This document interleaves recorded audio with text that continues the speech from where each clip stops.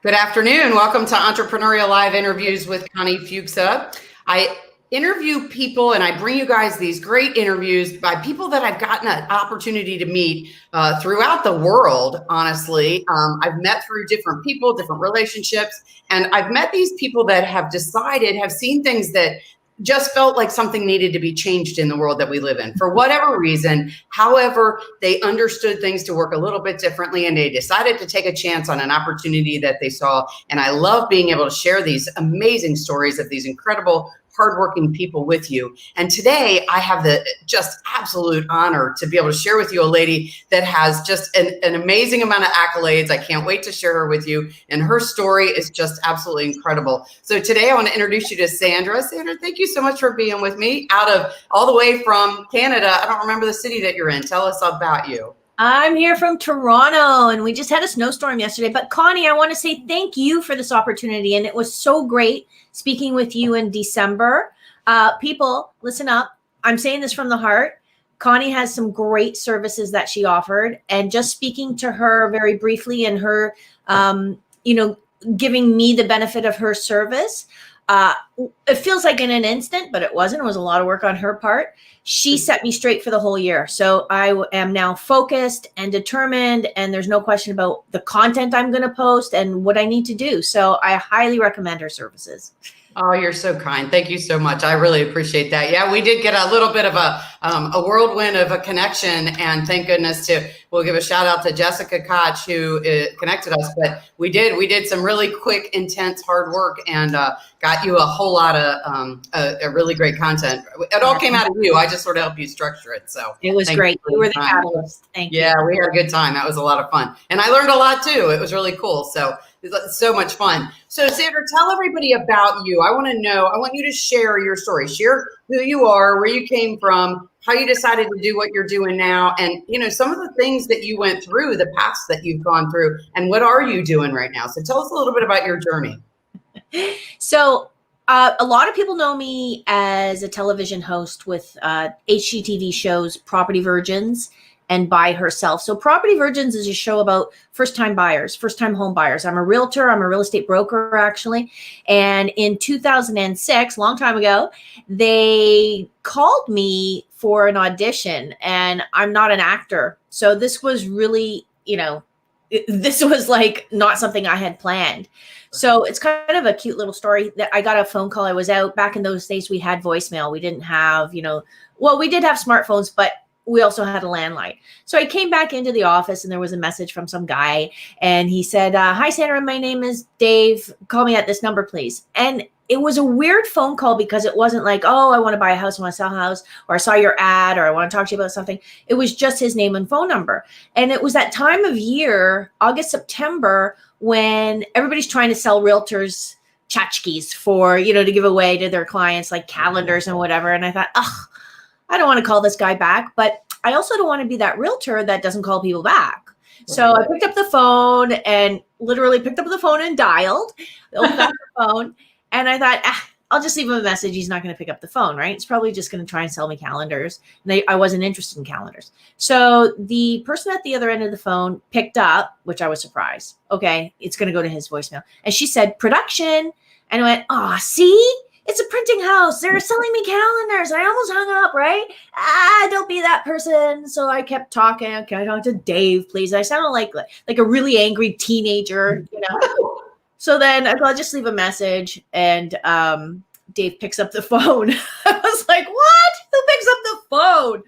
So he talked to me and he said, I'm calling you because we are creating a television show about first-time buyers. It's going to be like a documentary. We're going to follow first-time home buyers through their trials and tribulations. And I said, who would want to watch that? I had no idea. I had no idea how to make television, right? And he actually laughed. He said, come on in for an audition. I said, nah, I don't really want to. He goes, come on. You're going to be great. We're just going to talk to you for a half an hour and maybe we'll put you on camera or whatever. And I said, okay. So I went down for this audition and it was in downtown Toronto and it was a rainy, drizzly day. And my hair is naturally curly, naturally frizzy. So by the time I got there, my hair was becoming this triangle, like a triangular mushroom, right? I was not prepared. I wore a white clingy sweater. No. You don't wear that on camera. They ended up putting me on camera. So we just started talking. I did everything wrong. We just started talking, and I get very passionate about real estate. And that's what they wanted. They wanted somebody with a little bit of personality, passion for their trade. So they said, pretend we're buyers and we want to buy this space. We want to live space. And it was this old loft right when warehouse lofts were becoming popular in the city. And it was on a very well-known street. And when I looked up, I saw that the ceiling was made, like this was 100-year-old building. So wood slatted ceiling, right? Not just your drywall or plaster. And I was like, oh, wow. And I got really excited about it. And they're looking at each other. And then she looked outside the window and you see another brick wall, right? And she goes, yeah, but the view, really want a better view than this. I'm like, okay, you want work live. You have a limited budget. You've got spectacular features in here, a well-established address so that people will know where you are. And you want a view too? Like, how much do you have? Like, you got $3 million? Because I can do it. And they were like, oh, we're going to call you. We love that. I guess the sass is what they were looking for. So off I went, and they didn't call. So my husband, who was on my boyfriend at the time, he's like, yeah, that's the business. I had heard about all the cattle calls and stuff like that. So months went by, and they kept auditioning. And I heard that they had auditioned something like 400 people in the city. And then in February, so that was September, October. And then in February of 2006, so that was 2005, they called me back. And I remember exactly when it was and where I was, because I was at the bottom of the driveway, standing in slush in my heels. I was just getting into my car.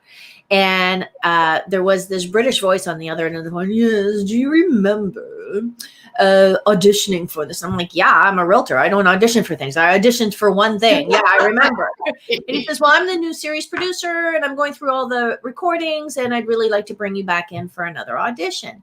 And now I'm thinking in my head, Gary had said, oh, sometimes there were like 100 people there. So I said, well, how many people are you calling back? Like, I was totally off this now. This is months later. I wasn't really sure I wanted it at the beginning of it. Now my dad had a stroke, and that was a lot to deal with. He was bedridden and had a lot on my plate.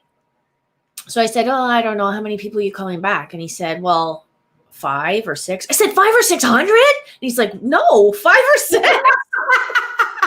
And I was leaving. I was working for a big franchise, real estate franchise at that time, and they were celebrating 100 years. So I was flying to San Francisco that day or the next day. And he said, you have to come in right away. And I'm like, okay, well, next week, because I'm just flying to San Francisco. He goes, no, tomorrow, today, tomorrow. I'm like, no, I'm going away. Like, we're going. Like, I am going. I've been planning this. It's all paid for. I recruited other agents in my office. We're going. He's like, he could not believe this, because in that world, like, you call somebody and say, you've got a second audition. They're like, I'll like stop moving trains to get there.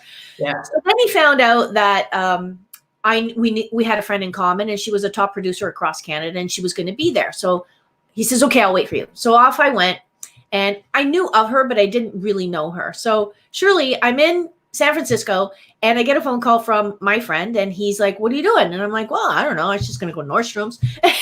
And he said, oh, come to my hotel. I'm having champagne in the lobby. I'm like, oh, okay. Yeah, that sounds good. Who are you with?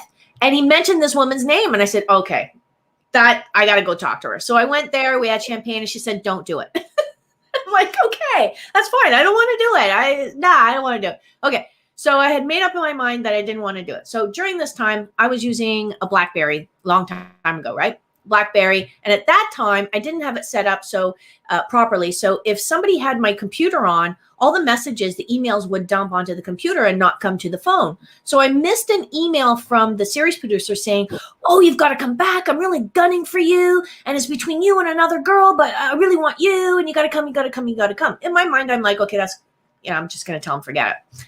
Had my, these real estate conventions are like drink-a-thons, right? Yeah. So that plus the jet lag, I get home, I get a message about my dad being in bad condition. So I have to go there. So I ask my assistant, can you please call him and tell him thanks, but no thanks, because like, I don't know how long I'm going to be indisposed, right? So she calls and leave him a message, and then he calls me back. In those days, you had to leave the phone in the car when you went into a hospital. He calls me back, leaves me a message. I understand the severity of the situation, but we really need to do the audition. I'm like, you clearly don't understand the severity of the situation. But my husband said, welcome to the business, babe. So turns out my dad was fine. I was the one that needed help because of the jet lag and the several days of drinking. So I went, I did the audition and I got hired. But like nobody was more surprised than I was that I got hired for this. I had no training. So that's how that began. And at the beginning, I was extremely nervous on camera. Sure. And the top 20 seconds and last 20 seconds of the show is scripted. The rest, thankfully, was not scripted because I'm not an actress. Yeah. So it was just me. As soon as I could learn that I just needed to focus on my clients, everything happened. And because I was genuine, it resonated with the viewer and they loved the show. After the 5th rough cut, so HGTV Canada and HGTV US are separate companies, but they're friendly. So this was a Canadian production. And when they sent it down to the US for them to see it, after 5 rough cuts, they said, oh no, we need the show, which was amazing. Apparently that was unheard of. So, you know, the show was doing really well. And it wasn't very long before it was, I think it came out in the top 3. And then it just skyrocketed to #1. And the show was, you know, incredibly powerful for people because I would get cards and emails and letters, snail mail that people would send me from around the world, Finland and all these Latin American countries, like around the world. Oh, it showed in like 136 countries or something about how I helped them in some way, which was so incredibly gratifying. Yeah. Because it's not easy. That is not an easy job. It's not glamorous and it is not easy. So every time I was like, oh, I got to stop this, I'd get an email or something from someone that was really grateful and showing me a different perspective of what I was doing. And that essentially fed my soul. And that's what kept me going for, you know, 130 some odd episodes with Property Virgins. Then from there, I wanted to leave Property Virgins. I was done. Like, how many times can you say you can buy stainless steel appliances? It doesn't affect the value of the house. Or, you know, you can take wallpaper down because, you know, I've done it. You've probably done it too, Connie, right? Yeah, of course. Of course. So it was big in the 80s. So I had become aware of a statistic that at that time, 1 in 4 buyers was a single woman. So you go, okay, so, you know, half are families and then a quarter are women and a quarter are single men. No, that's not true.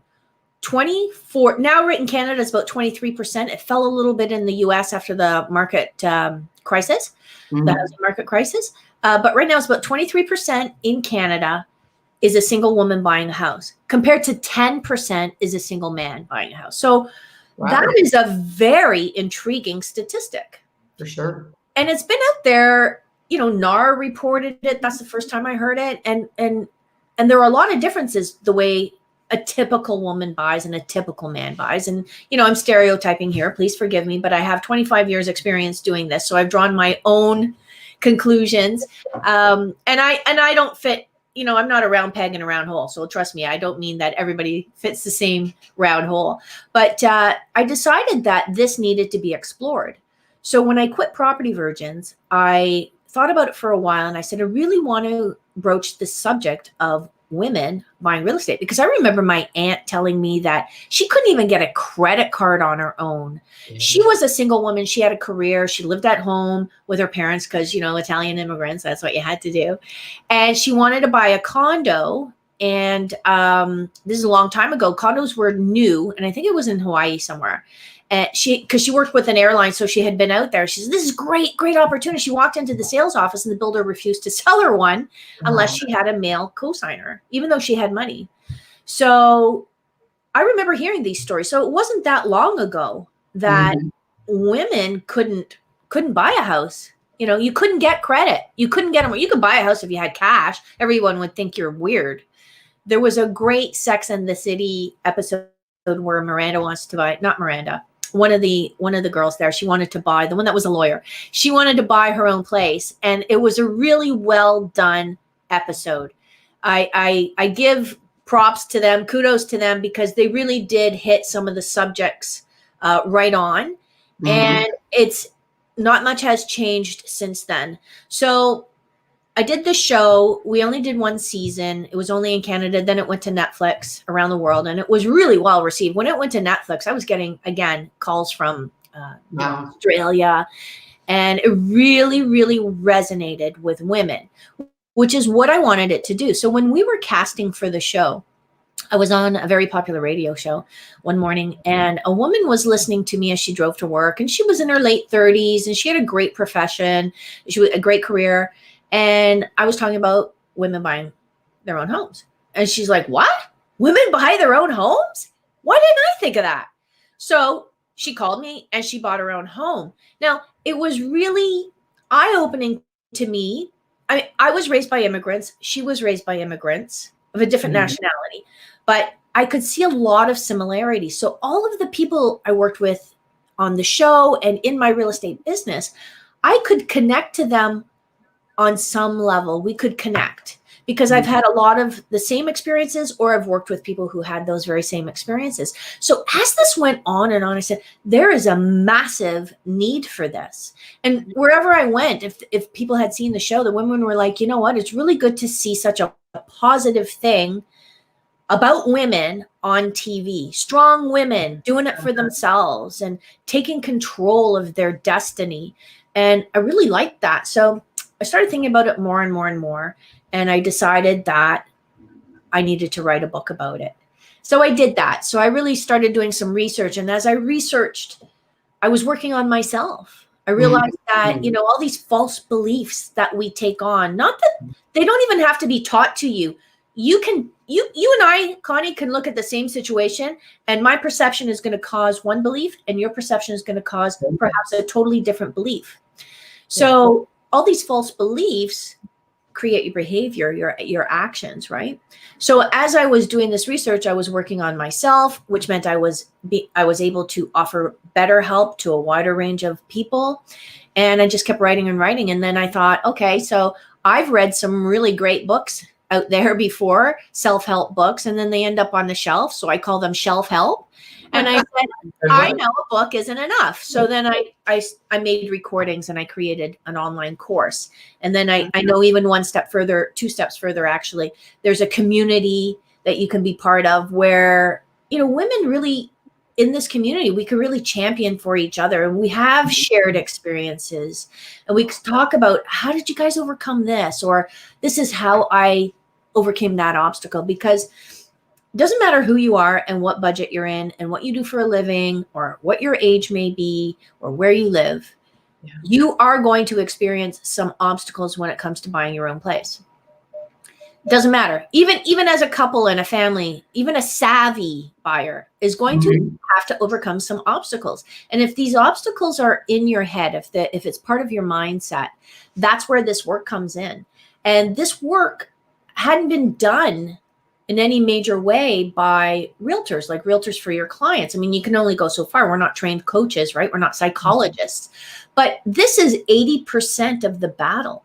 So I started thinking, you know, there's 3 groups of women that would benefit. The women that are ready to go, they've saved, they planned, they're ready to start looking, and they think they're going to buy a place in a week. Those women are going to experience obstacles. I don't say this lightly. I've worked, as I said, 25 years. It's going to happen. There's going to be something externally or internally. Gotcha. The second group of women is the type of woman who, just starting to think about it. Should I? Could I? Would I buy my own place? Yeah. So this is really beneficial for them as well. And then the third group of women is the one that I really, really, really, really want to reach. And those are the ones who have never allowed themselves the opportunity to dream about it, to even think about it, to even entertain the thought, because they're so steeped in their false beliefs that came from tradition, for example, that they won't allow themselves to break against tradition. So I guess you could say I was lucky because my aunt, you know, the Maverick, she went out and she bought a Mustang with her own money. And, you know, she traveled the world with the airlines and stuff. So she got married late in life. I don't know how late it was. It was probably 28, but back then that was late, right? So she kind of showed me that it was possible, that I didn't have to live inside that little box. Yeah. You know, you bring up so many different things, and I've been writing some notes, but I wanted to go back to a couple of things because, you know, okay, so let's just talk about first your journey is, so you're a realtor.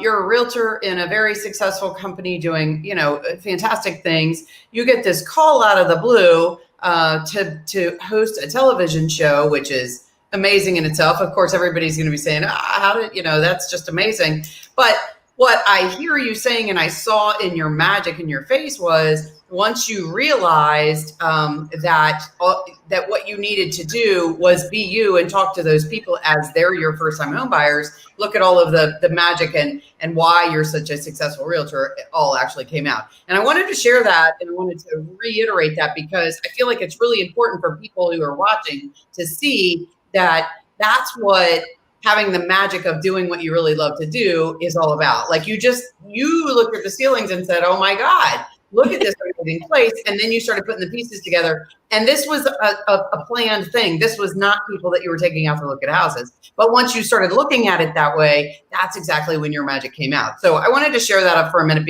or reiterate and address that, because I think it's so important for people to see just that magic going on, because, you know, whatever your specialty is in the world, that magic is exactly where your spot is. And once you can tap into that, that's what keeps things, you know, keeps you in the happy place where your hair is on fire all the time, which is phenomenal.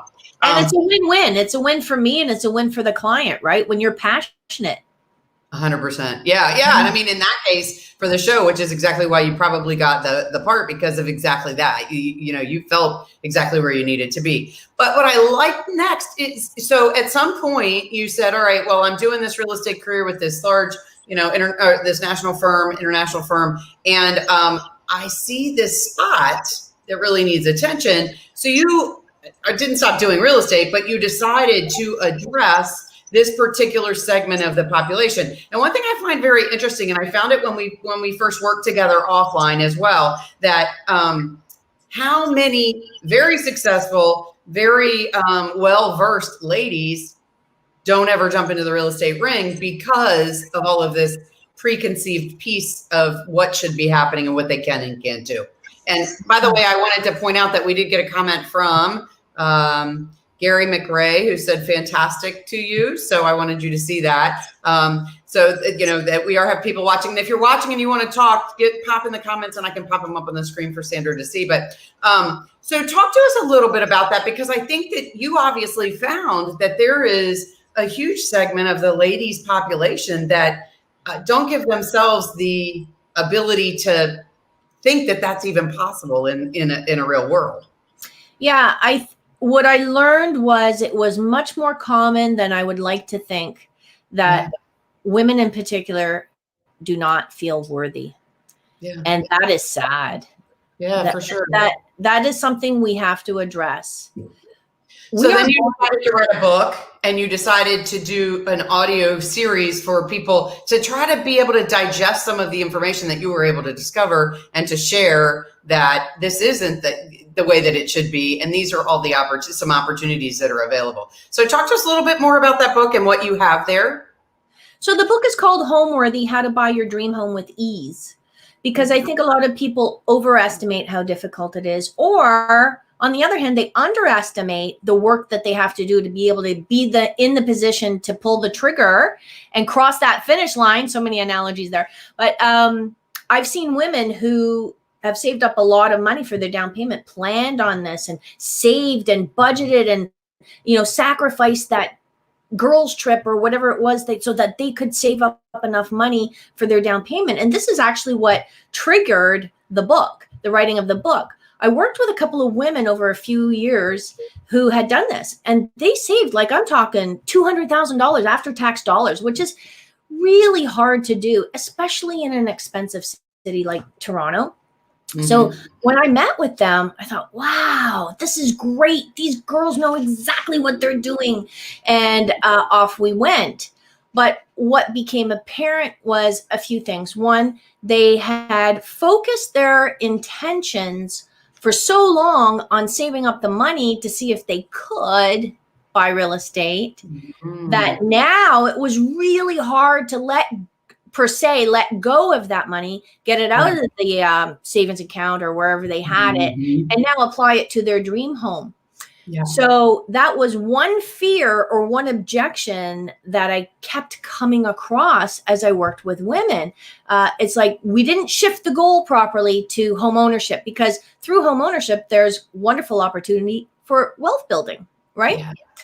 So the other thing is, when you're working with real estate clients, quite often they have a support group who give them advice. So each of these women would have gone to their support group. And, you know, when you talk to one of them, I know went to their dad, and dad is a protector, right? Mm-hmm. For your entire life, dad has been in a protector role, and it's been a father-daughter interaction. Mm-hmm. You guys are both used to being in that frame of mind.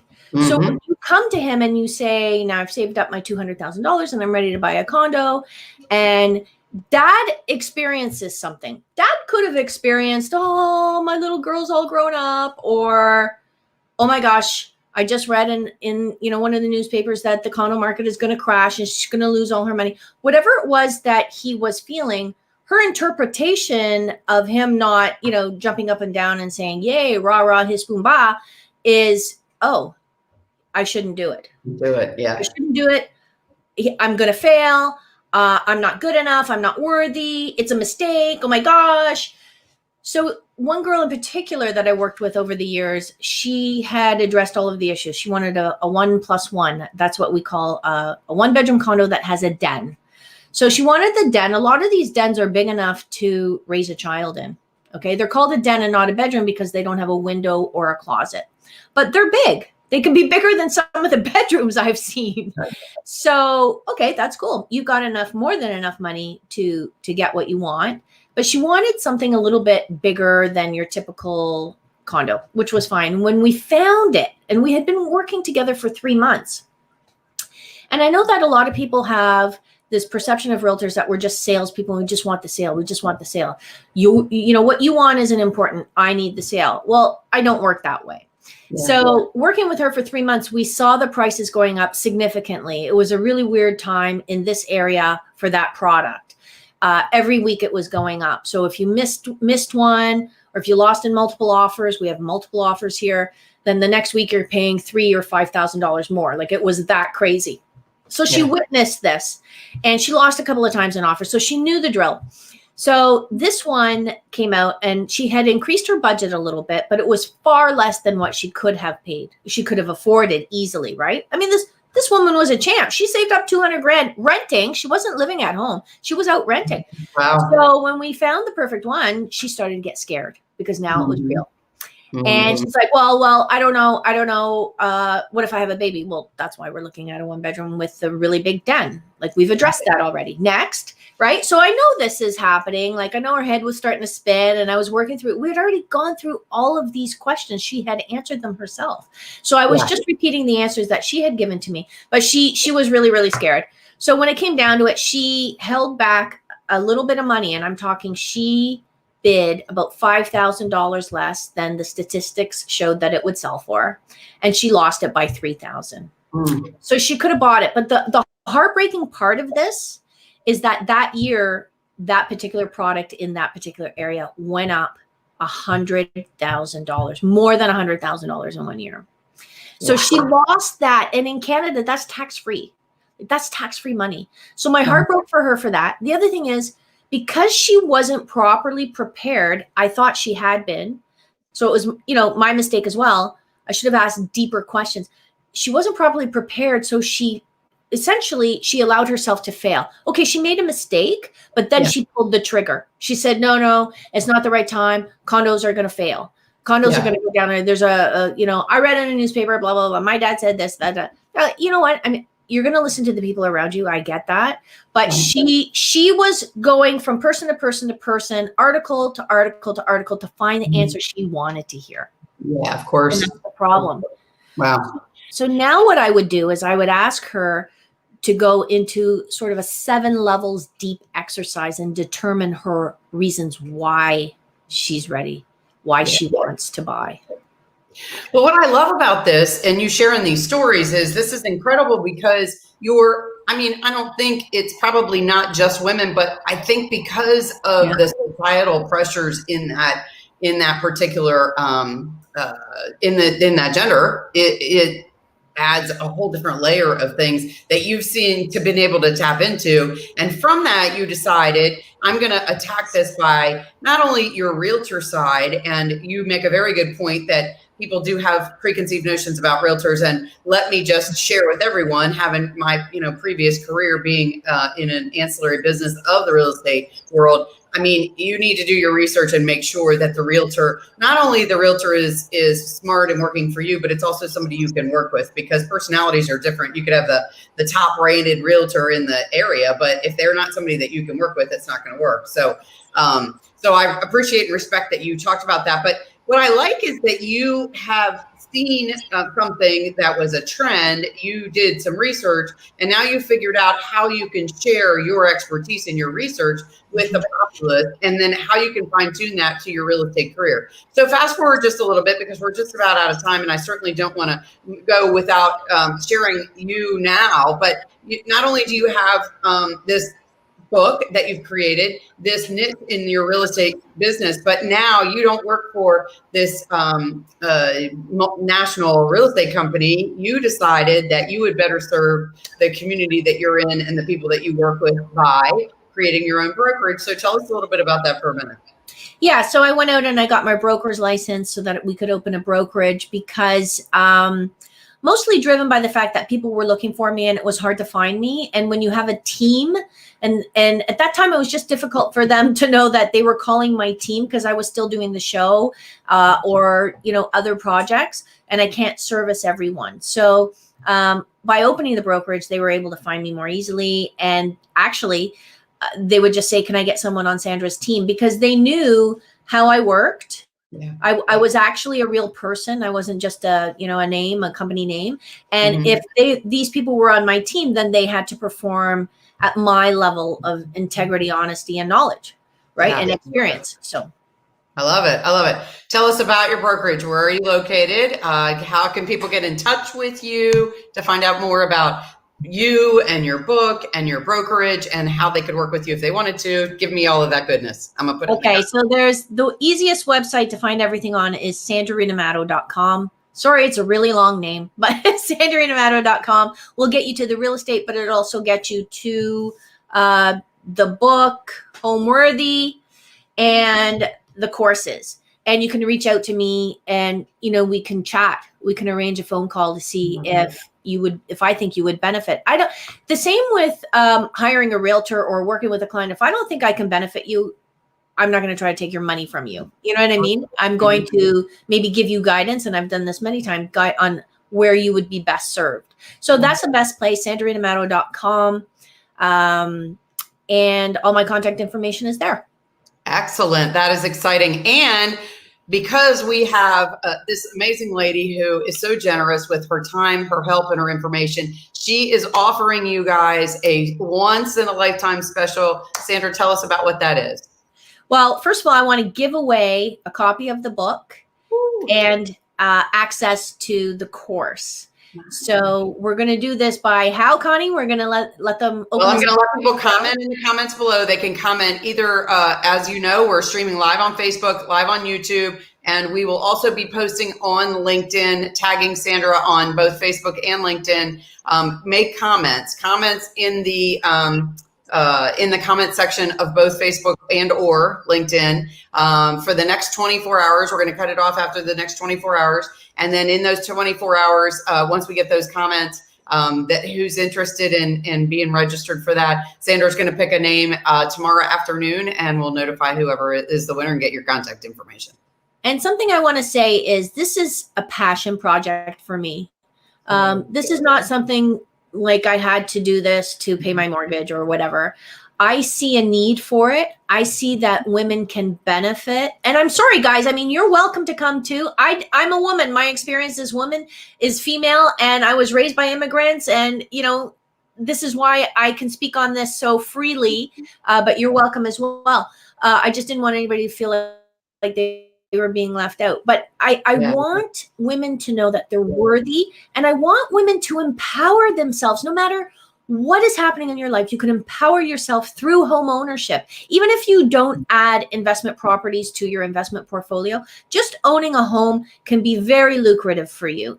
But in order to get there, there's some work that we have to do together, which is 80% of the quotient here. The other 20% is how to. And if you hire a good realtor, like Connie says, and they have a great network of other trusted professionals, the how to you don't even have to worry about. It's the 80% that is either going to make you successful or fail. And I've watched women do both. So give us, as we are getting ready to part from you, and which I'm really sad about because there's so much goodness here, give us your go-to piece of advice. What has gotten you through when you had some of the craziest going on, because we're talking about entrepreneurship, because we're talking about owning real estate. I mean, all of these different pieces.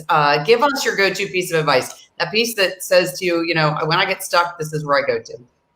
The biggest thing, and it's been a lot out there in the media right now, is understanding what you want and why you want it. If you ask them, how long it took me to figure out 2 years ago what I wanted? And it brought me to this point right here, is working with women, because I see that there's a need and that I can affect change. But what I wanted was really a difficult question to answer. And then why? Why do I want that? So whatever it is, whether it's business, whether it's setting a goal, setting your dream home, why do you want that? Go 7 levels deep. It's a well-known exercise, and just keep asking yourself why until you're really 7 levels, because at that point, then you've stripped away all those layers of the onion, which is there because of your conditioning. And it's really hard to do it on your own. So if you can just keep going 7 layers deep, 7 levels deep, keep working on this. It's difficult. Be brutally honest with yourself. Lock yourself in a room where nobody will disturb you, at least for half an hour. You will get emotional about this. And once you are emotional and you start to strip away those layers, then you're getting to your true essence, your true being, and write it down and know it and guard it. Don't share it with anyone, just guard it. And anytime you are distracted or you feel like procrastinating or, pull out that why, and boy, it will motivate you if you've done the exercise properly. So I hope that you will, because it's life altering. I love that you say go 7 layers deep, because, there's so much talk about finding your why, figuring it out. That whole exercise is phenomenal, but going 7 layers deep is real, because it's not just, I want to make more money. Why? Because I want to be able to enjoy the finer things, or, I want to live in a big house. Why? I like the 7 layers deep. It's fantastic that you brought that up, because it requires people to really dig into what that really means to them, not to everyone else in the world. And it doesn't matter what anybody else thinks. Sharing it with everybody else sometimes can be to your detriment, because other people have opinions about what that should be, as we've talked about the whole half an hour here we've been talking. And if anybody wants to email me or Connie to ask me for my 7 levels deep exercise sheets, I'd be glad to email them to you. Excellent. So I don't know how you want to orchestrate that, Connie. Yeah, that'd be fine. If somebody wants to comment in the comments, I can get those to Sandra. You can also reach out to her through her website, which we posted in the comments as well. So you would be able to see that. Sandra, we also had a comment from Natalka. Awesome interview, Sandra. Have a good day. So I'm sure that's somebody that you follow or that follows you. So I just wanted to share that. I appreciate that everybody is commenting. That's really fun. And Sandra, as we wrap up, I just can't thank you enough for being with us. Your insight, your energy, your passion for what you believe in is so infectious, and we all got so much out of it. I really appreciate you taking the time to be with me today. Thanks, Connie. What a great opportunity. I'm forever grateful. Thank you. You're so kind. Thank you. And again, I really enjoyed working with you. And guys, if you need to find Sandra or you want to, you can reach out to me individually, message me. You can also go to her website, which I've placed in the comments. As I said, we're live on Facebook. We're live on YouTube right now, but we will be putting a link again back into YouTube and, back into Facebook. I'll be adding it to LinkedIn. Well, I'll be tagging Sandra so she can share it with everybody. So you guys can get to her or get to me if you want to register for an opportunity to win her free book and her course. If you want to just talk to her and get some more information, try to get through some of these pieces that you may be struggling with. This is a great opportunity to talk to a lady who has lots of different experiences to share with you and so much energy and information. And so take this opportunity to do that. And if you want to reach it out to me, you can certainly reach me, ConnieFuchsa.com, where we can sit and talk if you want for 15 minutes or so about the strategy that I helped Sandra build. That we did a 12-month strategy together, and she is implementing that and killing it. Before we got into it, I have to give her a little bit of comment about that, because when we first started working together, she's like, I don't think we can put this together and put 12 months worth of stuff. And she said, I don't have that much information. Well, we did it in a really record time, and it was a lot of fun. And the stuff, she taught me a lot of cool things. So it was a really fun exercise. So great, guys. Please reach out to Connie. Thank you. You can reach me on my website. Just reach out to me, and we can sign up for a 15-minute conversation and see how we could work together. So until next time, Sandra, I got to thank you again so much. We'll see you guys next time on Entrepreneurial Live Interviews with Connie Fuchsa. I'll talk to you soon. Bye-bye.